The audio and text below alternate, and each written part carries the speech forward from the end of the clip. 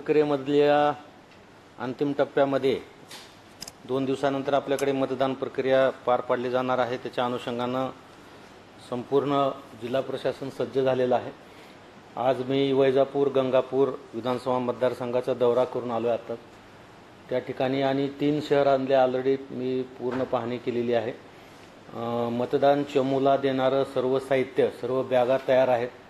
सर्व electronic voting machine लावून एकदम तयार असून स्ट्रॉंग रूम मध्ये सीलबंद पोलीस बंदोबस्तामध्ये स्ट्रॉंग रूम मध्ये सील करून ठेवण्यात आलेलं आहे आणि संपूर्ण तयारी निवडणुकीसाठी झालेली आहे।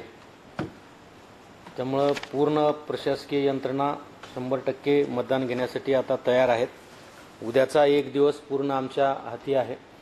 उद्या आणखी ज्या काही भौतिक सुविधा आहेत मतदारांसाठी आणि मतदान चमूसाठी त्याच्या अनुषंगाने राहिलेलं काम उद्या दिवसभरामध्ये पूर्ण होऊन जाणार आहे। परवा रविवारी सकाळी 8 वाजल्यापासून साहित्य वाटपाला प्रत्येक विधानसभा मतदारसंघाच्या मुख्यालयामध्ये प्रत्यक्ष त्या ठिकाणी सुरू होणार आहे। जे कर्मचारी त्या ठिकाणी नियुक्त केले त्यांचं तिसरं प्रशिक्षण त्या ठिकाणी घेतलं जाणार आहे। आता सेकंड रँडमायझेशन जे स्टाफचं झालेलं आहे आणि त्याच्यामध्ये कुठल्या विधानसभा मतदारसंघात ते काम करणार त्यांना कळवलेलं आहे मागच्या वेळेस। आता त्या विधानसभा मतदारसंघात कुठला कर्मचारी कुठल्या मतदान केंद्रावर जाणार आहे या संदर्भातलं थर्ड रँडमायझेशन हे उद्या 11 वाजता ऑब्झर्व्हरांच्या उपस्थितीमध्ये त्या ठिकाणी पार पाडलं जाणार आहे आणि परवा दिवशी मग ते चमू त्या ठिकाणी तयार होईल आणि रविवारी दुपारपर्यंत ते आपापल्या मतदान केंद्रावर रवाना होतील। आपण नुकतंच मागच्या 2 वर्षापूर्वी स्वातंत्र्याचा अमृत महोत्सवी वर्ष साजरा केला। 75 वर्ष झाले देशाला स्वातंत्र्य मिळून म्हणून पूर्ण वर्षभर आपण कार्यक्रम घेतले आणि आता आपल्याला त्या अमृत महोत्सवी वर्षानंतरच्या वर्षामध्ये निवडणुका आलेल्या आहेत। तर आपलं किमान 75% तरी मतदान व्हावं अशी अपेक्षा आम्ही मतदाराकडून व्यक्त करतोय आणि मिशन 75 या नावाखाली किंवा या निवडणुकीमध्ये 75% पेक्षा जास्त मतदान व्हावं यासाठी अनेक सेवाभावी संघटनेने काही सवलती जाहीर केल्या। ज्या ग्रामपंचायत क्षेत्रामध्ये 75% पेक्षा जास्त मतदान होईल त्या गावांना आम्ही सुजान मतदार समृद्ध लोकशाही गाव सुजान मतदार समृद्ध लोकशाही गाव या नावाने पुरस्कार देणार आहोत। ज्या नगर परिषद कार्यक्षेत्रामध्ये 75% पेक्षा जास्त मतदान होईल त्या नगर परिषदला किंवा त्या शहराला सुजान मतदार समृद्ध लोकशाही नगर परिषद असं एक प्रमाणपत्र देऊन सन्मानपत्र देऊन त्यांचा यथोचित गौरव नंतर त्या टक्केवारीच्या अनुषंगाने त्या ठिकाणी करणार आहोत। वैद्यकीय चमू जे आहेत त्या फार मोठ्या प्रमाणामध्ये काही वर्तमानपत्रातून बातम्या पण आलेल्या आहेत शहरामधल्या।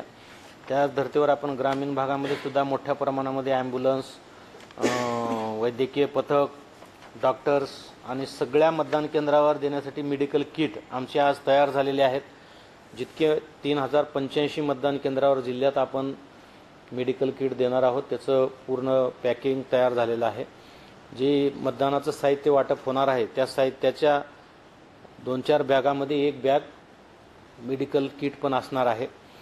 कालपासून वातावरण ढगाळ आहे, पावसाची शक्यता लक्षात घेऊन जरी उन्हाळा असला तरी मोठा पाऊस येण्याची शक्यता जरी नसली तरी साहित्य वाटपाच्या वेळेस पाऊस वगैरे आला तर धावपळ नको म्हणून आपण प्लॅस्टिक बॅगच्या पण ऑर्डर्स काल दिलेल्या आहेत जेणेकरून इलेक्ट्रॉनिक वोटिंग मशीन किंवा जे मतदानाचं साहित्य आहे ते खराब होऊ नये यासाठी प्लॅस्टिक बॅगा आम्ही त्यांना उद्या दुपारपर्यंत सगळ्या असेंब्ली सेगमेंटला पोहोचून देणार आहोत।